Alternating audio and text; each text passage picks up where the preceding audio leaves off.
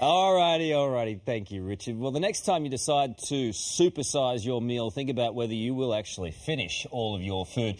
What may seem like a few leftovers has become an environmental disaster and a billion-dollar problem for Australia. Today, environmental editor Jon Dee is here to explain. John, good morning to you. Good morning. Happy Australia Day for yesterday. And lots of waste around too. There's so much waste now.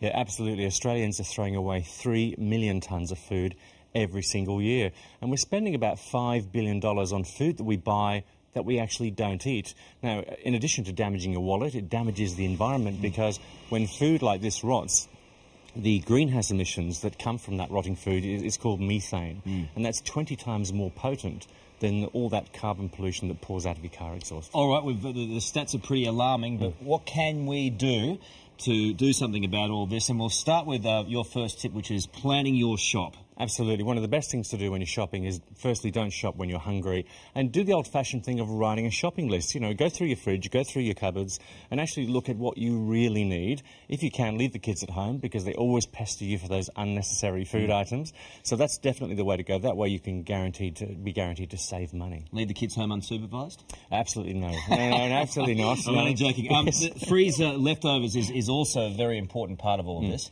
Absolutely. If you think about things like Tupperware, that is one of the simplest ways to save money because any food that you've got left over, if you've cooked too much, or if you've got some ingredients that you can use at a later date, then the Tupperware is definitely the way to go because that is a good way of freezing it for later use. You have to be careful what you do freeze, obviously. Well, look, most things can be frozen, and on the website we've obviously got information about what is the best way to freeze and how's the best way to do it. All right, good stuff. Use by versus best before. We've seen all the labels. Yeah, people get confused on that. So use by, you have to use the food by that date, but best before, that is a guide to when the food is at its optimum quality, with the exception of one thing, eggs. Never eat eggs after the best before date. OK, a lot of people are going for these 2-for-1 deals at the moment too, to save on money. What do you think about that? Well, 2-for-1 deals are great if you can be guaranteed that you're going to eat the food or you've got room in your freezer to in your freezer to freeze it.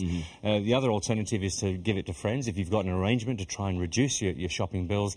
Failing that, try and look for the single item that's cheaper than the 2-for-1 deal. A lot of fruit tends to go off and relatively quickly depending on when you buy it. But you're suggesting you hang on to it and do something with the fruit and the veggies? Oh, absolutely. If you think about things like bananas, ripened bananas are fantastic in smoothies. You can even freeze them so you can have a smoothie at a later date. Or you can use some fruit in things like jams, any wilting vegetables, again, just use in soups and then put it in the freezer for later use. We always have a little bit of bread that tends to get a bit of fungus on it after a while. Any tips in regards to bread? Absolutely. If you're going to get bread, and most people should know how they use their bread, put half of it in the freezer and use that for toast, and then you make sure your bread is in an airtight container or an airtight bag. That's exactly what we do, into the freezer. Good stuff, John. Excellent, and more information on our website as always. Cheers. Thanks. Over to you, Lisa. Thanks, Carl. In 10 minutes, the Sydney supermum honoured for helping new mothers. But up next, an all-access tour of Barack Obama's presidential plane, plus all the news, sport and weather. See you in a sec.